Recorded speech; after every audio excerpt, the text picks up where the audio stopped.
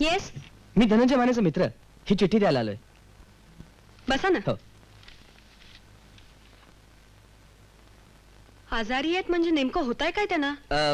ते नक्की निदान झालं नाही अजून. अहो पण काहीतरी असेलच की.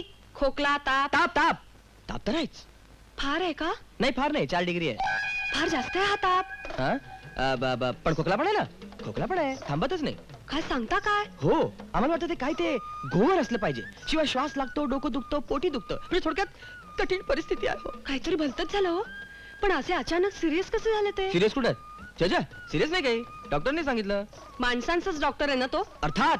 पण तुम्ही काय काळजी करू नका हो, उद्यापर्यंत आम्ही सगळं बरोबर करू. तुम्ही? म्हणजे असं डॉक्टर म्हणाले. मला फार काळजी वाटते हो.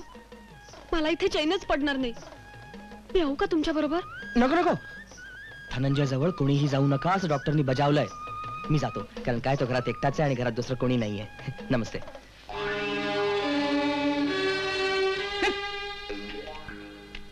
निष्कारण दिवस फुकट गेला. तो लीलाबाईचा पुतळा आलाच नाही. माझी पण रजा फुकट गेली. अरे मी तर वाटच बघत होतो त्या बळीची. त्याचं थोबाड फोडायचं ठरवलं होतं मी. पण हा परशा बाहेर काय करतोय? लीलाबाईने त्याला लोकरीचं विणकाम करायला बसवलंय बाहेर. बोमला परशा आणि विणकाम.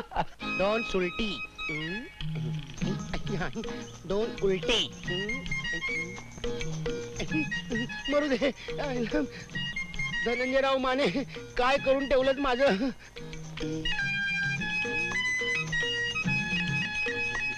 लीलाबाई काळभोरांचा बंगला हाच ना? हो हा. आपल्याला त्याला भेटायचंय का? नाही, धनंजय माने इथेच राहतात ना? हो इथेच राहतात. ते आजारी असल्याचं कळलं. हो. आपण आम्ही दोघं स्टोअर्स मध्ये एकत्र काम करतो. अच्छा अच्छा. चला मी तुम्हाला त्यांची खोली तुम्ही दाखवते. कशाला त्रास घेता? हा? मला खोली दाखवा, मी जाईन.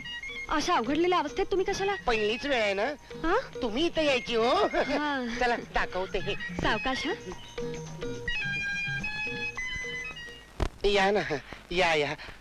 आमच्या घरात येणाऱ्या पाहुण्यांचं स्वागत मी नाही करायचं तर कुणी करायचं? या. आमच्या घरात म्हणजे? अहो तुम्ही माझ्या ह्याना भेटायला आलात ना. मी नाही समजले. अहो असं काय करताय. हे माझे मिस्टर, मी मिसेस धनंजय माने. काय?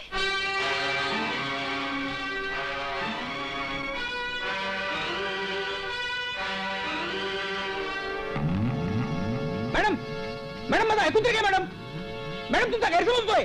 मॅडम ऐकून तर घ्या. Madam madam. धनंजय काय झालं रे? नाही ते कोण होती ती बाई? ती आमची मालकीनबाई होती. हं? मी आजारपणाचा खोटा अर्ज पाठवला ना म्हणून ती रागावून गेली. मनीषा, अगं मनीषा, माझी ही कॅसेट खूप खपली. लोकांनी माझं कौतुक केलं आणि विनस कंपनीने मला 4 कॅसेटची अजून ऑर्डर दिलेली आहे. Congress Sudhir. Thank you thank you very much. अगं माझ्या हाती लागलेलं हे पहिलं यश. माझं एक स्वप्न आज पूर्ण झालं. आता फक्त दुसरं बाकी आहे. दुसरं स्वप्न कोणतं? सांगू? सांग ना.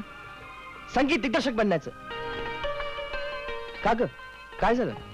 मला वाटलं होतं की दुसरं स्वप्न म्हणजे हेच ना.